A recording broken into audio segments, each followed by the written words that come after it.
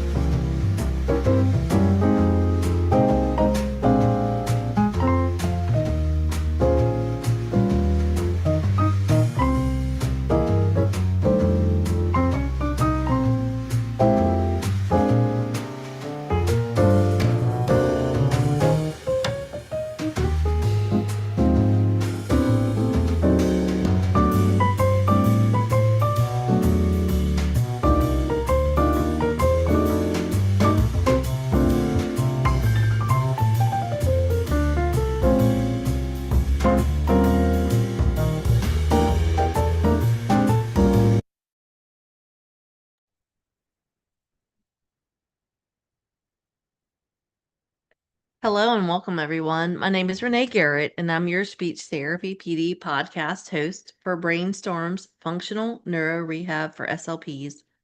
Before we get started, we have a few items to alert you to. Each episode is 60 minutes and will be offered for zero point 0.1 ASHA CEU.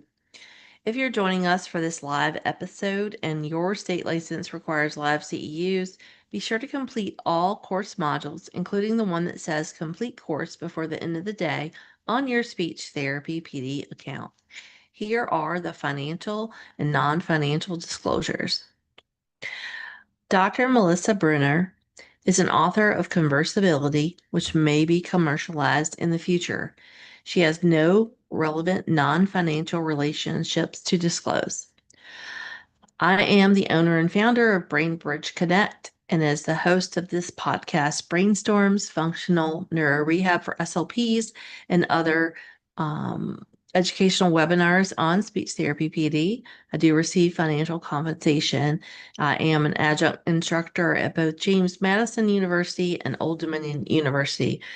My non-financial disclosure is that I'm the secretary for the Communication Disorders Foundation of Virginia. Questions can be written in the chat or the Q&A and will be answered throughout the presentation. Now, without further ado, we welcome our guest, Dr. Melissa Liss Brenner, PhD, MH, mHealth SC, CPSP, who is a senior lecturer and certified practicing speech pathologist at the University of Sydney, Australia. She has over 20 years experience in the assessment and management of swallowing and communication difficulties in adults, particularly working with people who have experienced a stroke or traumatic brain injury. Her clinical research addresses the use of digital health solutions to support participation and inclusion, in particular, the complexity of issues surrounding people with acquired brain injuries who use social media and how it may or may not be addressed during their rehabilitation.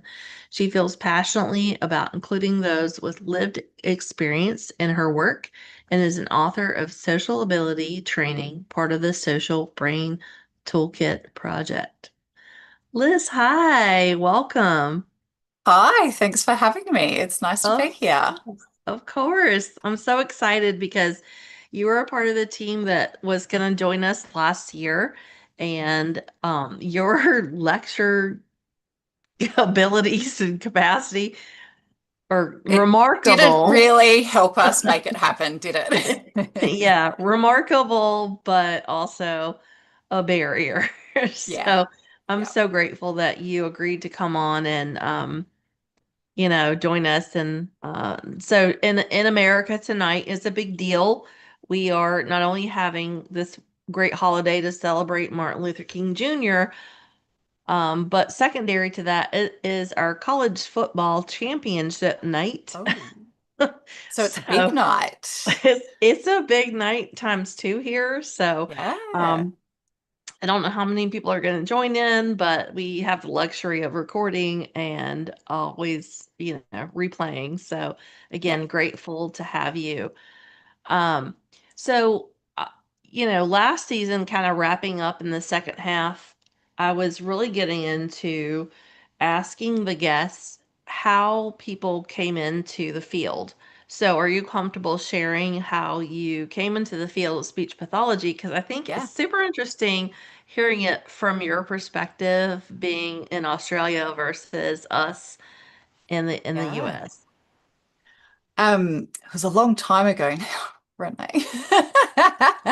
Um, but for those of you who don't know much about Australia, I'm based in Sydney. I'm on Gadigal lands at the University of Sydney.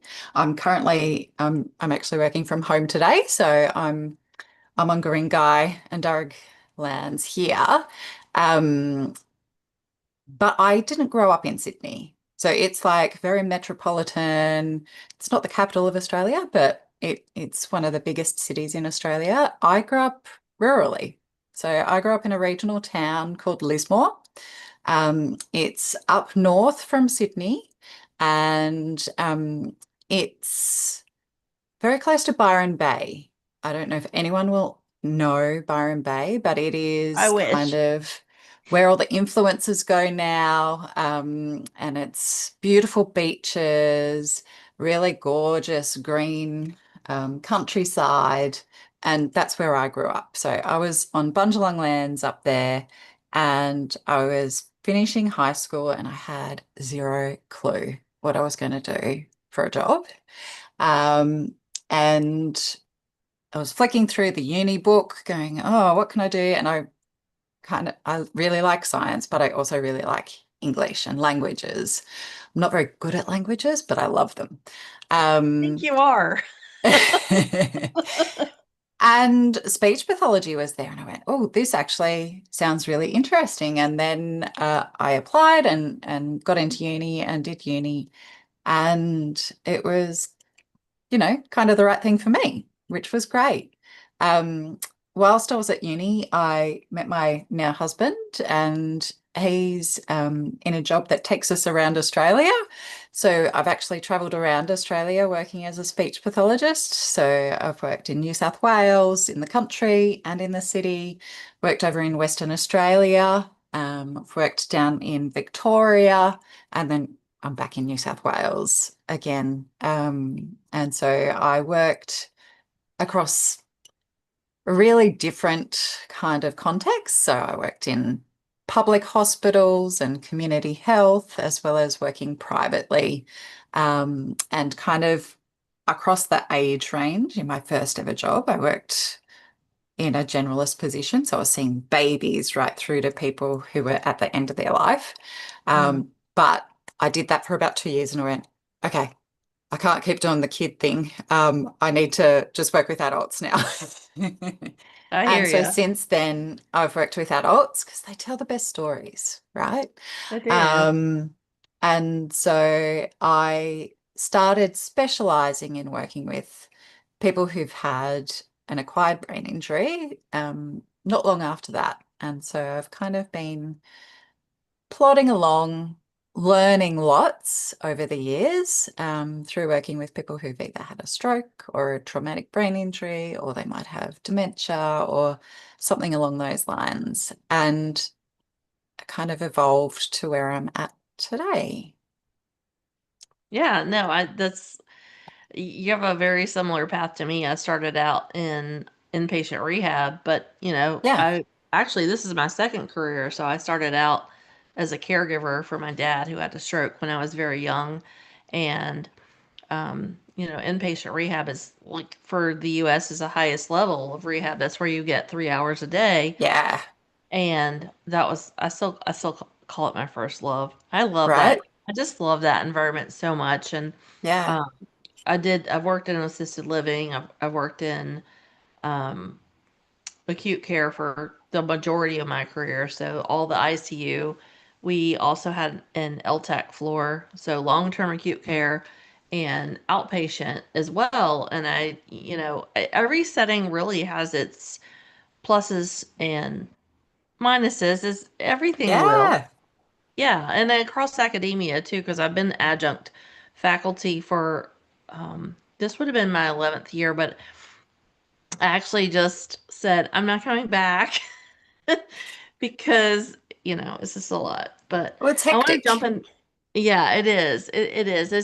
It's hard to juggle and balance when you're doing other things too. If you're not fully into academia, it is a challenge.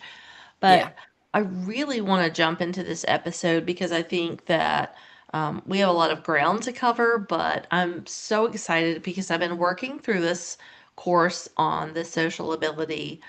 Um, I'm not done. I want it to be done Hmm. before we did the podcast, but we had Life catches up to you. I well, everybody had a understand. holiday, and it's summer for you, it's winter for us, and winter Yeah. here is not usually this wintry, but we're supposed to get snow. So, eek.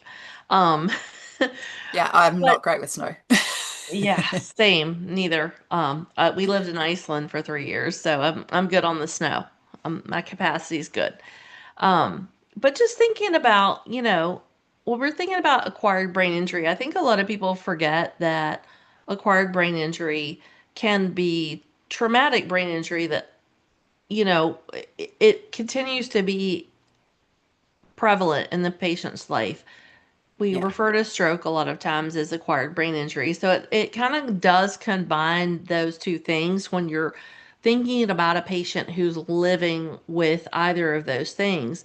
And we're thinking about how these cognitive changes when someone has an acquired brain injury impacts their communication, but also particularly their online communication. Because a lot of times what happens is people, I mean caregivers and family members who really mean well, Yeah. but they really tend to cut off that social communication from on an online standpoint, whether it's text messages, emails, Yeah. um, social media in general. So, what can you tell us about that and how these effects from cognitive changes really impact people with ABI and how they are able to interact socially online? Yeah. Well, I mean, after an ABI, there's so many things that can really change how you interact with other people and how you communicate, and how you react to what other people tell you. Um, and so all of those things are applicable in the online space as well, right? So if you're having trouble paying attention to a conversation face to face, then that might be the case in online spaces as well. Or so, you might get distracted if you're in the middle of saying something and start talking about something else. That might be the same if you're starting to write a post or replying to someone in social media. You might get distracted and completely change topic and say something that doesn't really make sense. Or you might get distracted and stop writing what you were writing. Or, we know that impulse control can be a big issue for many people. And so you could actually, post or respond to people without thinking about what you're saying and the potential consequences of what you're saying. So you might overshare information, or you might friend way too many people just because they send you a friend request. Or you might click things that are pop up in your feed and you go, oh, yeah, that looks interesting, without thinking, oh, this might be dodgy. Um, the other thing is, emotions can be really hard to navigate after a brain injury as well. And so, you know, um, I feel like I'm probably saying something really obvious to everyone in the States at the moment, because there's lots going on, particularly in the online space, that isn't necessarily positive. And so that can become really overwhelming, and that can be potentially really negative for people if they've got just heaps of negative content in their feed.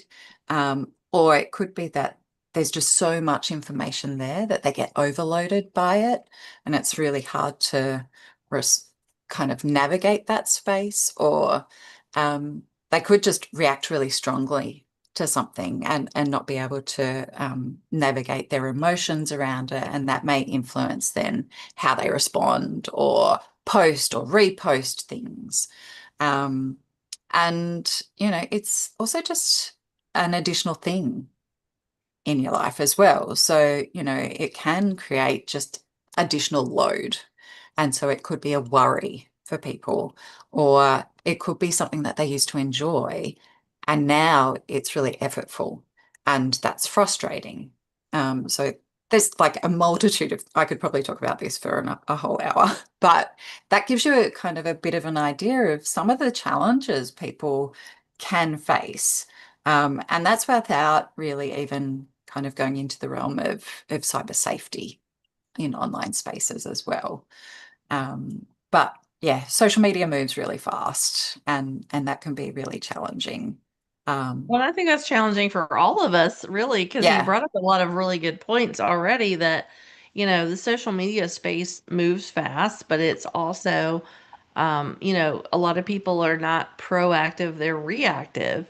And yeah, then if you compound that with something like a stroke or a brain injury, where they may not have the cognitive ability or the attention to deal with the processing of what this feed is they're getting, right? Because even I sometimes get overloaded with, I get on social media a lot. I shouldn't do it in Yeah. the morning. I should just read my books. Yeah. Right? But I get on social media because it's really brainless sometimes for me to just like wake up to Yeah. that. And it I is don't think you're alone in that, Renee. right. Yeah. Right? Yeah. No, I totally get that. But well, I don't know if I don't think I have a brain injury. Sometimes I was an athlete. I don't know. Did I have a brain injury? I don't know.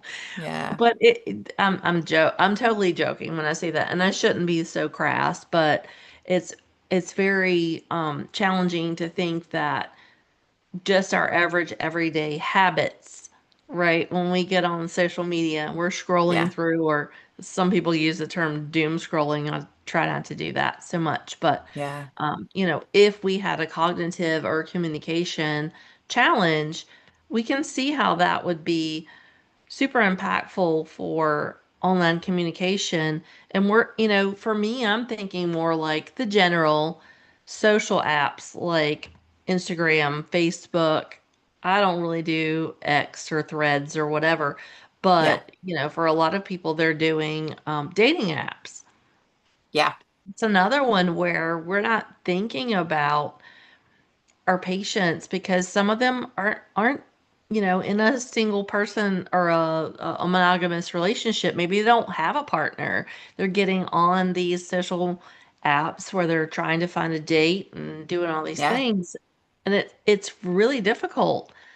um so thinking about those red flags, safety strategies, how do we teach that to people for their reduction of risk for their yeah, really safety is what it's about. Not Yeah. just online safety, but personal safety as well, because we see a lot of that now where in the media where people are on these social apps and they go to meet up with someone and it's a Yeah. disaster. Yeah. Absolutely. Because we all use social media so individually as well, there's so many different sort of red flags or risk factors to consider. Um, I think I can see Tiffany's kind of put in the chat, yeah, using social media can get really addictive. And I think, that can certainly be the case because within the algorithms of social media, it's built in. They want you to keep scrolling. They want you to keep looking, and so it takes a lot of presence of mind to kind of go, actually, I need to put that down and go and get Yeah. on with my day. And that can be much, much harder once you've had a brain injury. So you can become really overly fixated on social media and just spend lots of time scrolling through. And then that can lead to things like getting really bad cognitive fatigue from constantly being on social media platforms. Like I said, they can then, it can affect their emotions because you've got the fatigue, but also they might be reacting more emotionally to what they're seeing online. And so then that can mean that they're actually then withdrawing from people in real life a little bit as well. I've had heaps of people who've spoken to me about this over the years now. And some of the things that they've spoken to me about are around things like, um, their family and friends have told them not to use social media because they've been posting inappropriate things, and it'll get them in trouble and those sorts of things. Um, and so there's this tension that people can see between their relationships because of how they're interacting with others online as well. Um, but yeah, I think the other thing is people can be more vulnerable to online scams because, particularly if they've had a brain injury, they're not in a relationship and they're really looking for companionship or a romantic partnership because we all really like interacting with other people. it's that connection that we're after, right? And so there can be that vulnerability to romance scams in particular, but also finance scams and just oversharing of personal information, which can then put, their security at risk, whether that's their personal security or their financial security and things like that. So um, as a clinician, I kind of go, it's kind of my job to make sure people are aware of this, and I know that lots of other clinicians have lots of anxiety around this because, we're helpers. Like you don't go into a job like speech pathology if you don't want to help people, I reckon. And so, we've got to find that right sort of balance between supporting people and being overprotective, right? And that's kind of the space where I like to sit and go, I really get that you're really concerned for this person, but they are an adult, because I work with adults, remember, you know, um, and so this needs to be their choice, but it needs to be informed. So we need to make sure that they know that there's risk and what those risks are and how to look out for the risks, and how to navigate them because um, the risk is real for everyone. It's not just for people who've had an acquired brain injury, right? Um, and restricting isn't going to be helpful, I don't think, because it then just actually takes away someone's autonomy Yeah. and choice. And potentially they could be meeting and interacting with like really cool people that are into interests that are similar to theirs. Like I love seeing on Instagram people who are creative and so artworks, knitting, crochet, you name it, sewing. Like I love watching what people create. And I Yeah. love interacting with people and getting different ideas, And if I all of a sudden couldn't do that, that would remove some joy from my life. Hmm. And so, being able to connect or see others that are into the same things as you or want to talk about similar things, it's kind of part of why we're social beings. So, this is just one way to do it. And I think, we can help people to do it whilst also helping them navigate the risk. And so, I think we need to build up our own confidence as clinicians in helping people. I think that's really critical. So, we can do that by building up our knowledge, but also recognizing that we don't need to know everything about every social media platform. Like there's always a new one. It's Yeah. too hard to stay on top of it all, right? But if Yeah. someone wants to use a social media platform that I don't know anything about, I get them to tell me about it. They're the expert. I'm not. I'm just the one that's going to help them navigate it, kind of thing. Yeah. Yeah. So I think there's different things we can do to help support people. Yeah. And I love thinking of that and as hobbies or interests when you mention knitting or crocheting or that kind of thing or art, because I think a lot of people do that. I in another life when I wasn't even when I first got on social media, and I won't say what year that was, but like Instagram in particular, I was very into, and I still am, like I cook a lot. I'm very into like nutrition and cooking, Yep. brain health for that. And I used to take pictures of my food all the time, not just Mm, food in the restaurant, but food that I actually made. And what I found that yes. was helpful for me was to keep track of these things that, my family really loved so that I could go back and look, like scroll through and look and say, Yeah. oh, this is a recipe we really loved, and I should probably revisit that.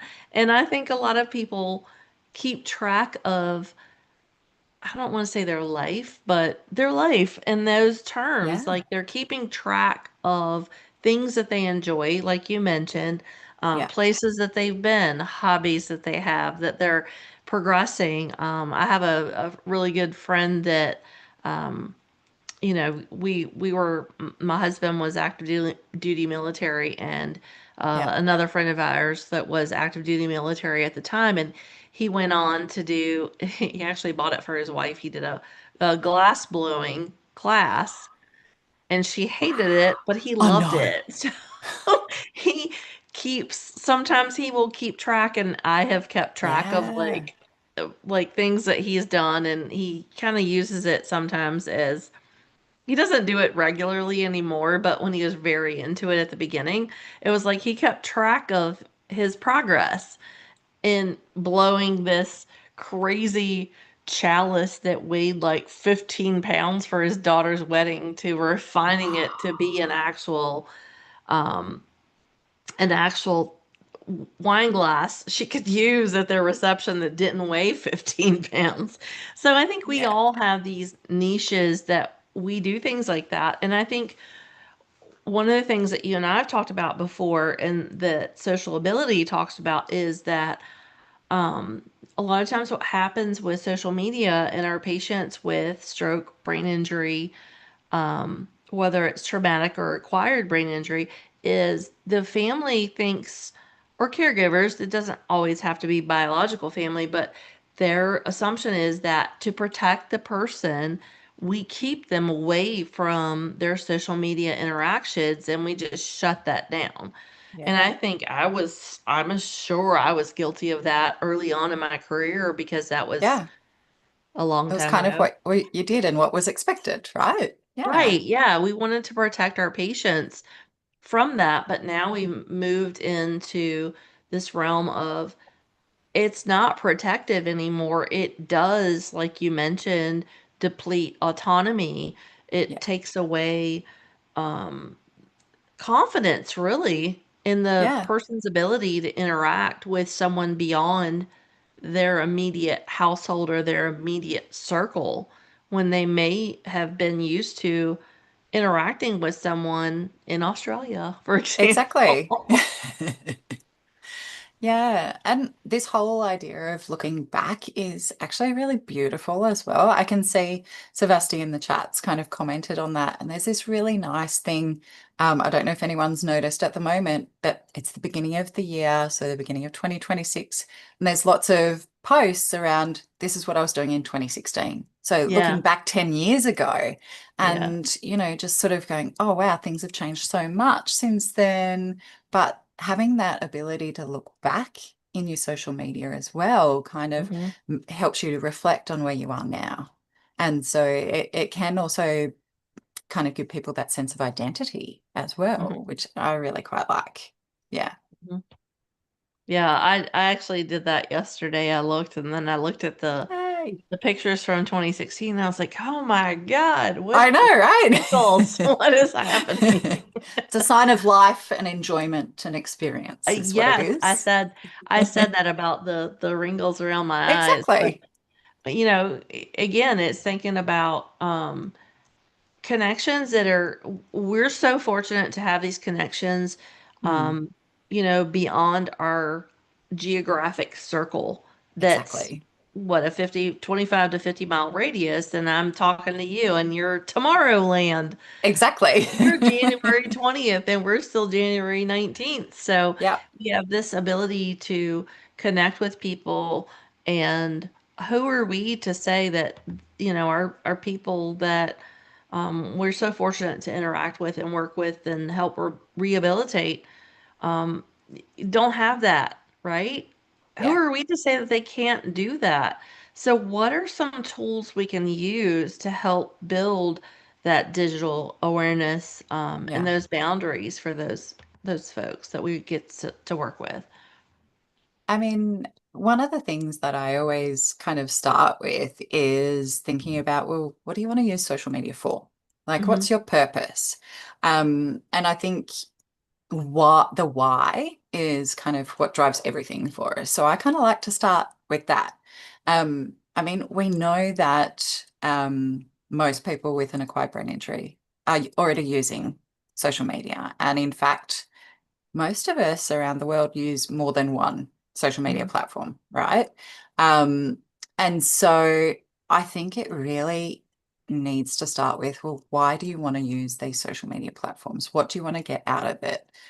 Are you getting that at the moment? Why not? And sort of asking those questions first. So it might be, you know, if it was me, I'd be like, well, I want to use Instagram because I love looking at people's stuff. And yeah, I post a little bit, but not that much. I love seeing what other people create. So food is also in there too, Renee. I love looking at other people's food. Um, I'd love to use Instagram. I want to, make sure I can go through that and enjoy what I'm seeing. I don't want to be bombarded with things that I don't enjoy. But I also want to use LinkedIn because I've got to get a job, Yeah. right? So, on LinkedIn, I need to know how to read people's posts and I want to post something that's professional. And so I've got two really different reasons and Hmm. also two really different ways of using social media platforms. And so I think it needs to sort of start with that, and clinicians can build from there in figuring out what supports that person's going to need, right? Like I said, if it's a platform you've got no idea about, learn from that person and go, oh, this is cool. I've not used this. Let's learn more about it together, and draw from their knowledge and experiences and preferences in using that platform. But I think once you've got that sorted out, obviously, I also like to think about, well, who are you connecting with? And so I like to map out who people are kind of connected with and think, okay, this is who you're connected with now. This is who you used to be connected with because it might have changed. Right. Um, People might have dropped off for Mhm. various reasons, or it might be I'm completely different. I want to connect with different people that don't know about my brain injury, or I want to connect with others who've had a brain injury. Yeah. So out figuring out who they want to connect with and helping them navigate how that might happen is a really nice thing that I like to do as well. But then I kind of go, okay, I've got a bit of a map now of what we need to do. And so then I can tailor what I might do with them. And that's kind of why we started with the social ability course is, okay, we want to create something that someone could go into and pick and choose what they want to look Hmm. at first. So it might be, I want to stay safe. Okay, I'm going to look at that module. Or it could be, I want to learn how to meet other people. So you might go and look at connecting with others kind of thing. And that's just sort of a starting point. Um, we know that that sort of training works. Our pilot studies showed that people had some increases in their confidence, but also how much they enjoyed using Facebook in particular, because that was the specific question we asked. Um, and it was the one platform that everyone had in common um, after they did the social ability training. So we know training can definitely be helpful. But I think what it needs to be paired with is therapeutic support so that it can Hmm. really personalize things and help support that individual's goals. Um, so like if someone, like I said before, maybe someone's mum's gone, you can't use social media because you're posting things that are completely inappropriate, right? It's a common one. Yeah. Um, but also, who Definitely wants their mum 100% seeing seen. what they're posting? Um, right? Yeah. So, Yeah.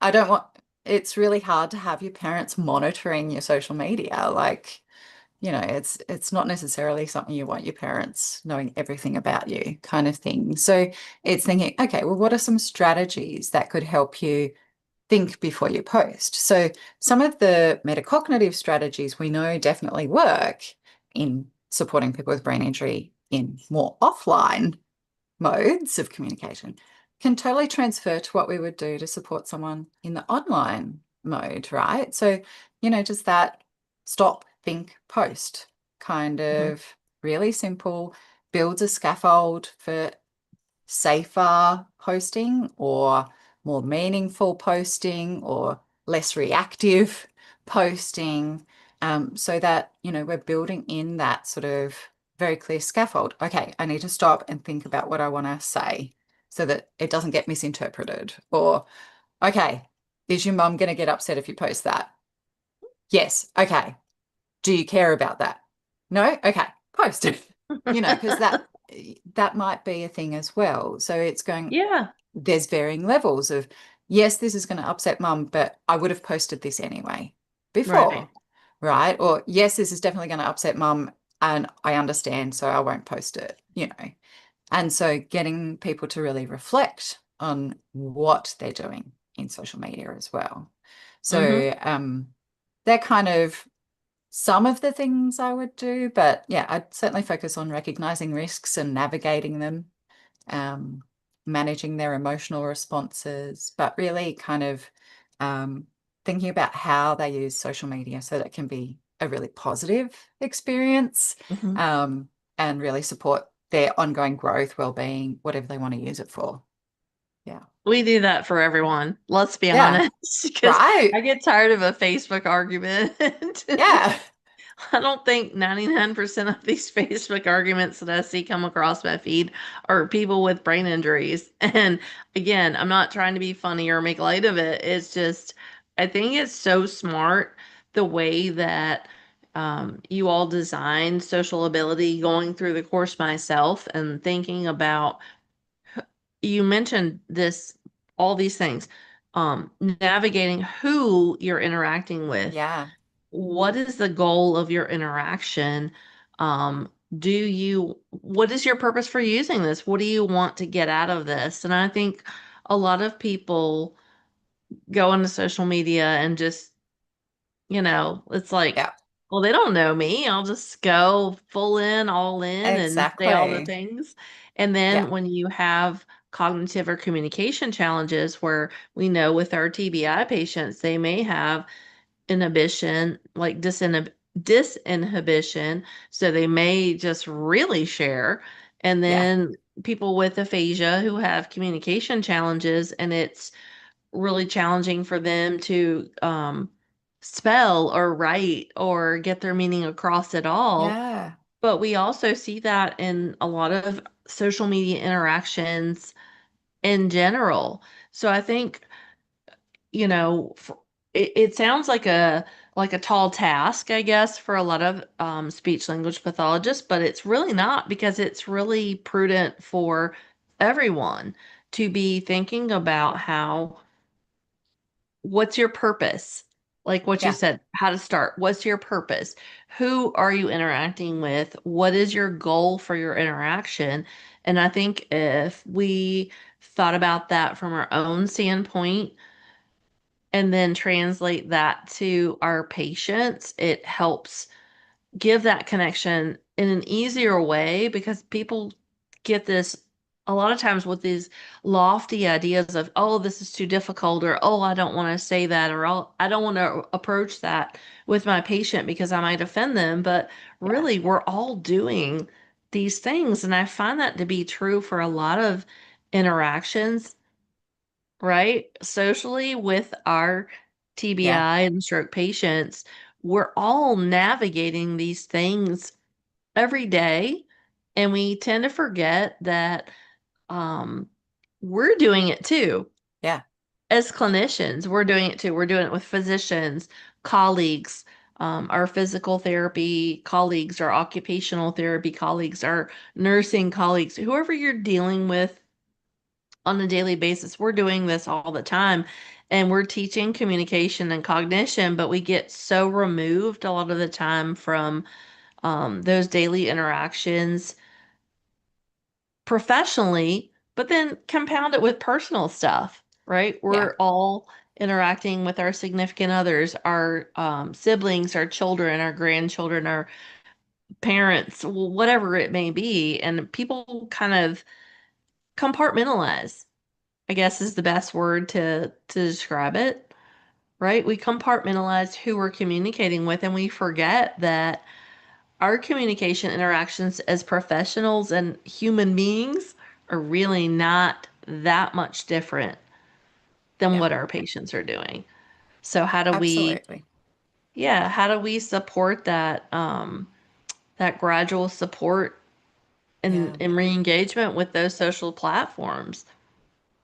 Yeah. I mean, we all have our personal preferences as well, and our bias. Yeah. There's Yeah. platforms that I really don't like, or I've had a negative experience with a particular person on a particular platform, and it changes the way you view the platform, right? Hmm.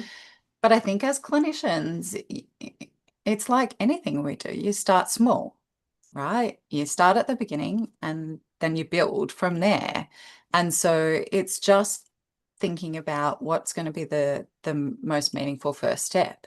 And it could just be um, choosing one platform that you're going to focus on and figure out what their interests and goals are for their platform and start with just lurking in that platform. So lurk together. So browse through posts, talk about them, um, figure out what you like, what you don't like, things that are hard, things that are easy, um, and start there. So I think lurking, watching, browsing can actually be really beneficial because then, if someone's having trouble because they've got aphasia, it might be, oh, wow, in Instagram, look at these posts. They're posting photos. There doesn't need to be a caption. Or, Hmm. oh, wow, this person's posted this, but then they've put this caption and they've just used emojis, right? So seeing the different ways that different people post, whatever platform it is, can also give you ideas around the way in which you might want to communicate in those platforms. There's no hard and fast rules. I was writing a WhatsApp message to very close friends this week, and I've got two teenage boys, and one of them said to me, Bless you. "What are you doing?" And I went, "What? Oh no, what have I done wrong?" And he's like, "You don't need to use grammar. It doesn't need to be perfect. It's not a group assignment, Mum." And I went, "What are you talking about? You still use grammar. You still use punctuation marks, don't you?" It's like, why would you bother? And, so also there's generational change. It's Yeah. like, why would you bother? You don't need full stops. It's just a message. They'll figure it out. Like, it's kind of the antithesis of what I would do. It just feels so strange to me to not put the full stop in. Yeah. Because then people know there's a new sentence coming. So seeing what other people do can give you ideas. And Hmm. there's no right or wrong way to post, right? It's just the right or wrong way for you. And it's thinking, okay, if I post like this, these are maybe the responses I'll get. Can I deal with that? Yes, okay. No, then what do we need to modify?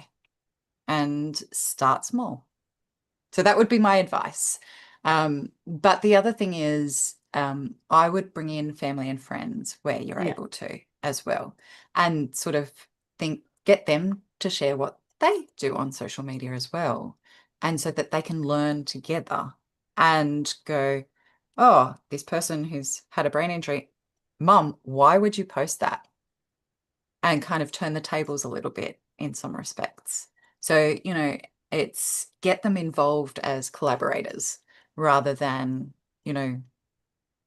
enforcing the rules kind of persona, so that it's more of a team effort Hmm. and they can go to one another and support one another. So that would be my other little ways to try and help support people along the way as a starting point. No, and it's brilliant because it's really no different than face-to-face communication when we're trying to work with a client with aphasia or a client with Yeah. TBI who maybe has some, again, disinhibition or um, doesn't their executive functions are impaired and they're not able to really discern what needs to be shared and when it needs to be shared. Yeah. It's really no different than the face to face, but it's sometimes more impactful or more crucial because, again, if you're looking at gaining employment or you're looking at um, interactions, say say you still have a job, you're someone who had a TBI, you got in an accident, you Yep. still have a job, and you're your coworkers or your employer or your boss is interacting with you online, and you really need to understand how to have that email communication or that response to a Facebook message, because really that, I mean, that's so valid for this day and age. I Yeah. still get Facebook messages from friends who have my personal phone number, who maybe Yeah. I haven't talked to in 5 years or whatever, and they'll send me a Facebook message. I'm like, dude, why didn't you just text me? Like, this I is so weird. know. But that's just the way the world works now. And I Yeah. think it's really valid to think about training that, practicing that, rehearsing that, because it is still a form of communication. And we can't, I think it's hard for people who are clinicians because they can't classify it as a verbal, like an expressive language task or a written Yeah. language task. If you go back to the old school of, we're going to do 15 minutes of verbal, we're going to do 15 minutes of written, we're going to do reading, we're going to do spoken, or what, whatever the old model was. It's really hard for reading. It's really Yeah. hard for people to translate that.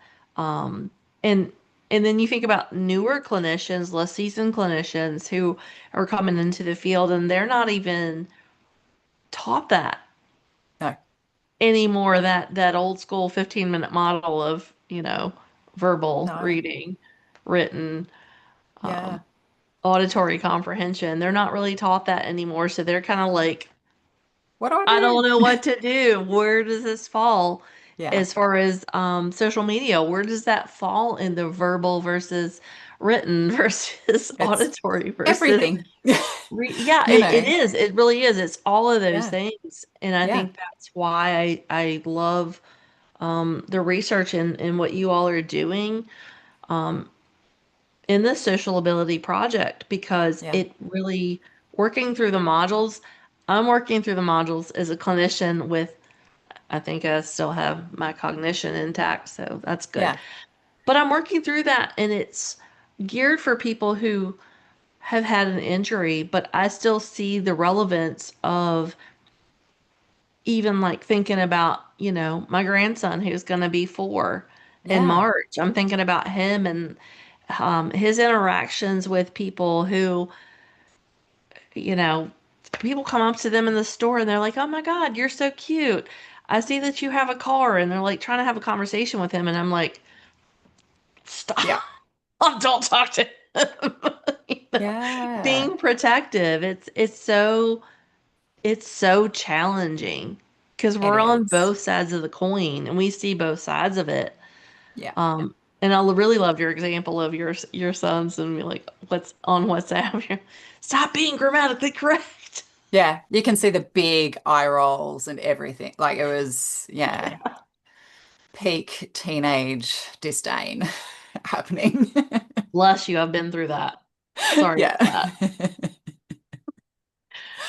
Uh, But I think it's but a really good example of what we're looking at and why this is so relevant. mm, How we can navigate this as clinicians, how you all are contributing to the research to support having a specific scripted kind of, it's not really scripted, that's probably not the best word, but having a protocol, a yeah. program that doesn't feel regimented, it doesn't feel stoic, if you will. It feels like we're moving through this and I'm going to help you figure this out. We want to make this as realistic in real life as possible. Yeah. Yeah. I mean, there's lots of debate around whether we create a safe social media for people to practice in Hmm. versus practicing in real life platforms. And it's very topical in Australia at the moment because I don't know if people are aware, there's a social media ban that's just come into force at the end of last year for teenagers here in Australia. Um, so um, teenagers under 15 are not meant to access particular social media platforms, and they've actually been banned from them. But this doesn't really set them up to learn how to use them and Mm-hmm. things like that. So, it's similar in a similar vein. I kind of go, well, if I'm setting up a fake social media platform for people with an acquired brain injury to practice in, it's not real life. And it's not setting them up to really navigate the reality of the different platforms. But Mm-hmm. also, I'd have to create 50 different platforms as well because they're all so different and we use them all so differently. I'm going, Mm-hmm. that just seems like lots of work, right? Why don't we just look at the platforms that they're using and support them to use them well? I think that's probably the right way to go about it. Um, because, yeah, I think social media can just be such a lifeline for Mm-hmm. people, whether it's because they can see others and things that are of interest to them, or whether it's just having someone to talk to for the people that are really isolated, or having the capacity to take their time to compose a message because actually just talking is hard, then it just can provide such an opportunity for people to be part of a community that they may not have in their real life environments. Um, and I kind of err on the side of, do I call it real life? Because social media is real life as well, but it's just that it's in this different environment, right? Yeah. So yeah, it's figuring out how to navigate that with people. Well, and I think a lot of people, have become reliant on that in a lot of respects as far as social media goes.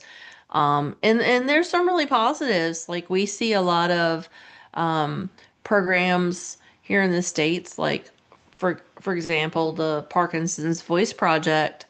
I'm a speak out provider. They um, do these uh, Facebook group every week. Mm, Um, Sometimes they do, I think maybe they even do them daily. I'm really bad. I probably should follow that more.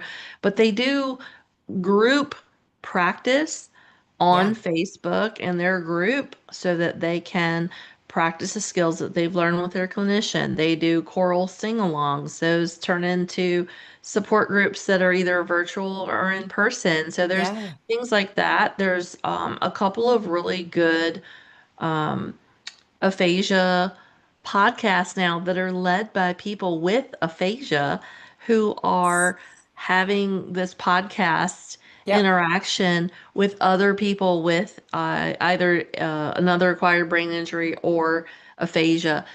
There's a couple who are doing interactions with their social worker yeah, and navigating the system of disability and how that plays out. So again, I think that there's a lot of positives for social media. There's a lot of negatives too, but we're seeing now that um, people with acquired brain injury, people with TBI are trying to do not just social interaction as far as like we think social, like personal, like meeting people or connecting with people, but they're trying to connect with the larger group of people who are like them, like you mentioned. They're reaching out through showing what it's like for their support group member who had a really rough interaction with a home health aide, or they had a really strange interaction with transportation, trying to get to yeah, their group platform or whatever. And we're seeing a lot of that now. And I think that's where this safety issue comes into yeah, play because they're doing really great things. But if they don't have the training, they don't have the executive functions and the inhibition to really navigate through, or they don't have a kind of a person who's like their backup. Because it doesn't have to yeah, be the person running the show. It has to be like someone in the background saying, hey, I think maybe this seemed a little off, or you might want to be careful about XYZ. It's so relevant and so important because again, we're looking at autonomy and self-worth, right? We're not just looking at someone who's going on Facebook to be like, I'm going to argue with you about politics or Yeah. whatever. They're really, a lot of people are trying to do these um, really interactive things that are helpful and empower other people, but they still need that second layer of someone looking out for them to make sure that they're not in jeopardy of being taken advantage of. Um, Yeah. there was a lot of TV shows, what, 10 years ago, Catfish. I I don't know if you know. had I used Catfish to and watch it. Yes. right? And it was crazy. It Yes. was so crazy. Absolutely. I mean, yeah, there's so many things to navigate in online spaces. But and so you've got to weigh them up with the positives, right? Yeah. But the things that we've seen through our research is that, you know, people just get this sense of community through Hmm. using social media. They can advocate for themselves or other people. Yeah. They feel like if they're able to do that, then they're also giving back to the Yeah. community. And so Hmm. again, it comes back to that purpose, right? Yeah. And so figuring out what is meaningful for that person is really where you need to start. And then you Yeah. help them navigate the risk along the way. Yeah, and I think that looking at again that emotional connection, that strengthening Yeah. community, that's one of the things I really found helpful about working through social ability was just there's worksheets Yeah. and they're virtual, but it's like think about who you want to work with online or think about who you want to connect with. Think about who could be your I don't know if you called it accountability partner, but it was like a kind of like a Same back thing. yeah, like Yeah. a backup plan of who can be your almost like your emergency contact Yeah. for I think social we ended up media. calling it social media buddy. We like Yeah, ummed and ahed around what we should call it. But yeah. yeah. And we just had Oh, someone pop up in the scamfish. chat. Scamfish. I'm looking at the chat too. Thanks, Yeah. Christina. I'm gonna Well, check it out. older people getting taken advantage of. Yeah. Dating scams really, huh? Because a lot of times Yeah. with older people, I think the prevalence has been financial scams, and I know that I talked about this on a prior podcast with my father-in-law who's now deceased. He had a financial scam that was pretty significant Oh, where yeah. someone called and told him he won Publishers Clearinghouse, which used to be a huge thing in the States, but Yeah.